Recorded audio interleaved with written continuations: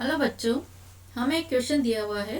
A given nitrogen containing aromatic compound A reacts with SnHCl followed by HNO2 to give an unstable compound B. Any nitrogen containing compound है aromatic ए, जब उसकी हम SnHCl से reaction कराते हैं followed by HNO2 तो हमें एक अनस्टेबल कंपाउंड मिलता है B. Then B when treatment with phenol, और जब B की हम फिनोल के साथ रिएक्शन कराते हैं तो we get a beautiful coloured compound C. तो हमें एक बहुत ही ब्यूटीफुल कलर्ड कंपाउंड मिलता है, this is C with the molecular formula. C का मोलिकुलर फार्मूला दे रखा है हमें C12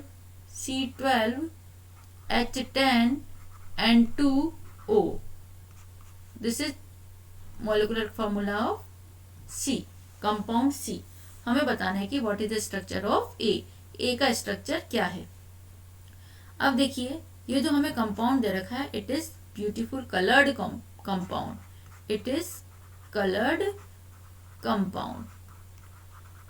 and our compound A, जो हमारा कंपाउंड ए है जहां से रिएक्शन स्टार्ट हुई है, it is nitrogen containing aromatic compound. और ये है हमारा last compound, last product is सी.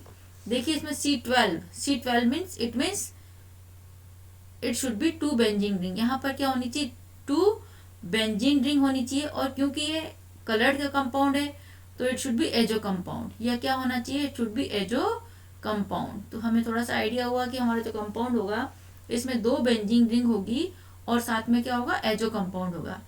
तो देखिए, अगर कोई नाइट्रोजन कंटेनिंग कंपाउंड है it means it should B NO2 और NH2, या तो नाइट्रो हो सकता है, एनिलीन हो सकता है.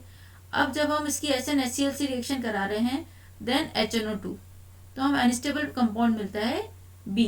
अब B की हम रिएक्शन करा रहे हैं फिनोल से तो हमें कलर्ड कॉम्प्लेक्स. तो देखिए, हम जब फिनोल से किसकी रिएक्शन कराते हैं तो हमें एजो कंपाउंड मिलते हैं.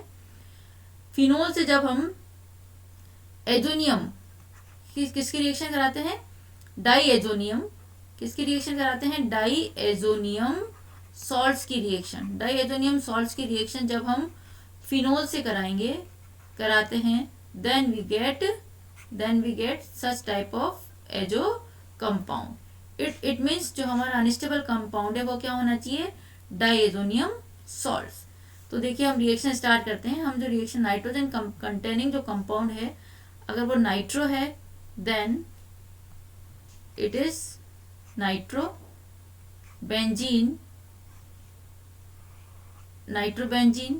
नाइट्रोबेंजीन का जब हमने SnHCl से रिडक्शन कराया SnHCl then we get aniline. तब हमें क्या मिला, एनिलीन मिलता है. जब हम इसका SnHCl से रिडक्शन कराते हैं तो हमें इसमें मिलता है एनिलीन. अब जब इसको हमने एनिलीन की जब हमने रिएक्शन कराई HNO2 से followed by HNO2 then we get benzene diazonium chloride.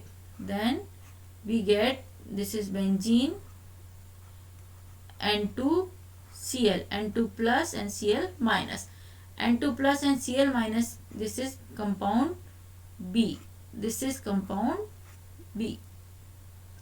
इसके जब हमने फिनोल से रिएक्शन कराई now we get azo compound, a coloured complex. तो जो कलर्ड कॉम्प्लेक्स होता है हमारा वो कुछ इस तरह का पैरा पोजीशन पर अटैक होगा. This is minus HCl N double bond N and this is OH. This is azo compound, coloured compound. This is orange dye, this is orange dye. देखिए इसका फॉर्मूला देखते हैं. दिस इज C12 हो गया, यहाँ पर C12 हो गया. नाउ H10 5 और 5 H10 N2 and O. Yes, it is correct. C12 it's molecular formula कितना निकाल लिया हमने, C12 H10 N2O, जो कि हमें दे रखा है सेम उसी से मैच कर रहा है. It mean this is the compound C. तो हमारी रिएक्शन स्टार्ट हुई नाइट्रोबेंजीन। हमारी रिएक्शन कहाँ से स्टार्ट हुई?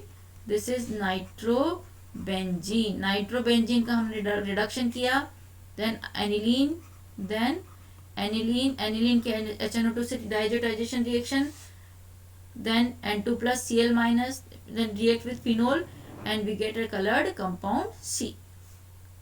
So A should be nitrobenzene. This is A. Option देखिए, option A aniline, no. This is B, nitrobenzene, yes, not cyanide and not amide. D is not, this is not amide. So option B is the correct answer. Here option B is the correct answer. Thank you.